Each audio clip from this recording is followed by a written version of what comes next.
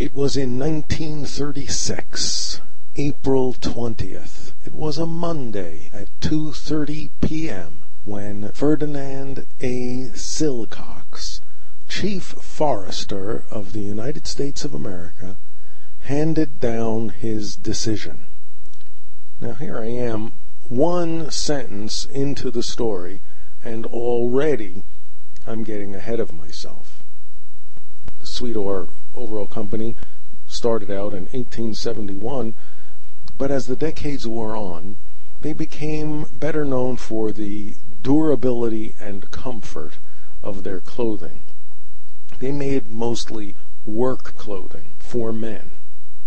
They had slogans like "Clothes to Work In" and "Work Clothes for Men." Their most famous, their best-known advertising was an image of 3 men on one side and 3 men on the other, playing tug-of-war with a pair of pants. And the pair of pants was holding up. And the slogan on the sign said, "The pants 6 men can't rip apart." Well, in 1936, they decided they wanted a new advertising slogan. And so they ran a contest. Now, my father was very fond of contests, and he heard about this contest for Sweet-Orr overalls. Now, at the time, he was working as an electrician at 521 Fifth Avenue, a new skyscraper in Manhattan, 39 stories high. He was an electrician and also in charge of the maintenance crew. And they knew overalls. They all wore overalls, and they relied on them. Overalls were where they put their tools. There were loops and pockets so that you could put in screwdrivers and hammers and pliers. And these were protective clothes to resist a scrape against rough concrete, to repel a splinter from unfinished lumber, to provide protection against the spill of acid or some solvent. I remember my son having flannel-lined overalls. My daughter had a pair of overall shorts. It was in pastels with flowers. They have designer overalls, but not then. Then overalls were tough, protective, coarse, utilitarian work clothes for men.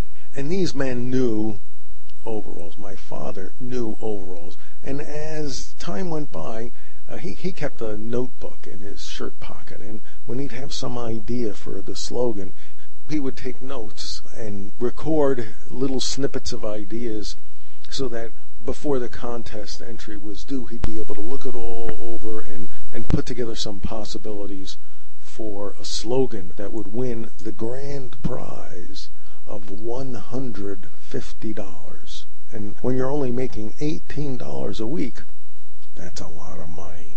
Now, it was during that time that a new union was being formed, the Building Service Employees International. My father was a member of Local 32B. He was just about 2 years old in 1936.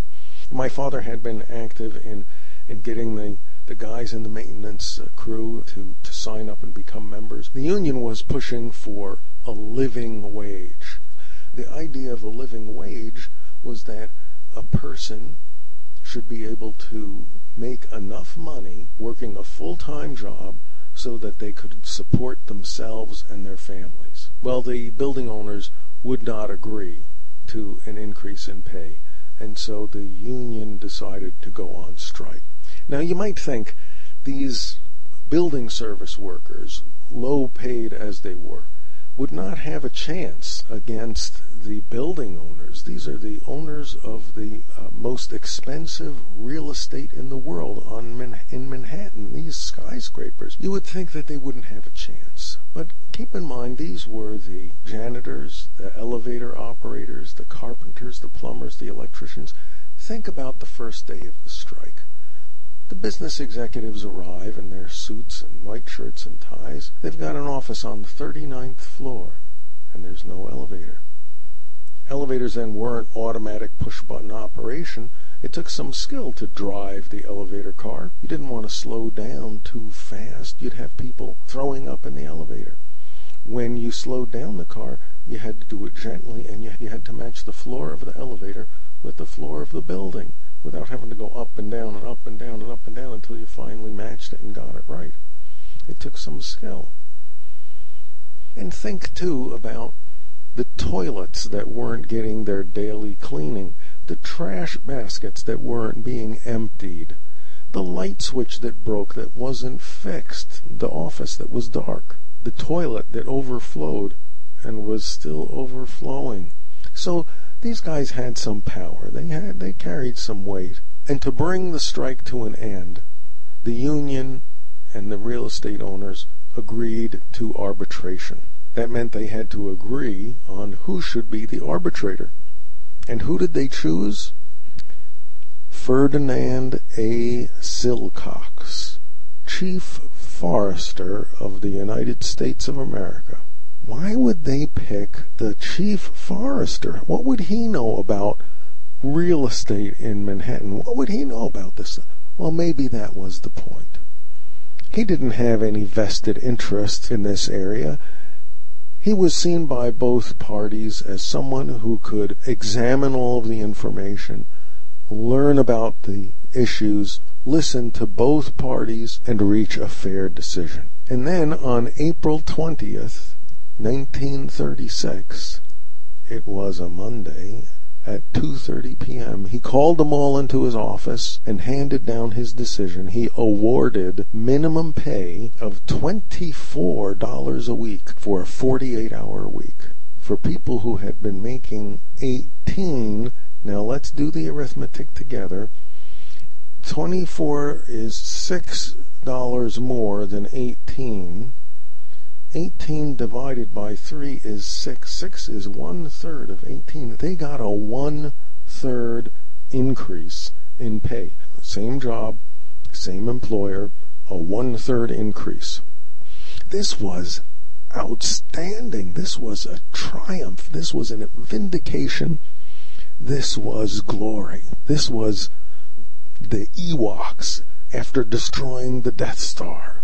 But according to the Building Service Review, the union newspaper, they published a special issue in April 1936 heralding the Silcox decision. I know this because after my father died, looking through his belongings, I found carefully stored away a pristine copy of that April 1936 special edition. And it says the most important thing about this outcome was that the arbitrator based his decision on the principle of the living wage. But I've gotten ahead of myself again. It was during that strike when the contest entries became due.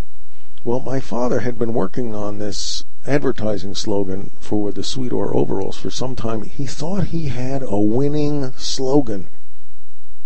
He thought he could win the grand prize of $150. And so he wanted to enter that contest. But this was right in the middle of the strike. He didn't know how long the strike was going to go on. To enter the contest, you needed an official entry form. And the only way you could get an official entry form was to buy a pair of Sweet-Orr overalls. And a pair of Sweet-Orr overalls cost $1.50.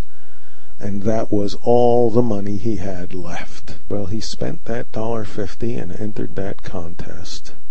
And he won the grand prize, $150, with this winning slogan: Sweet-Orr overalls.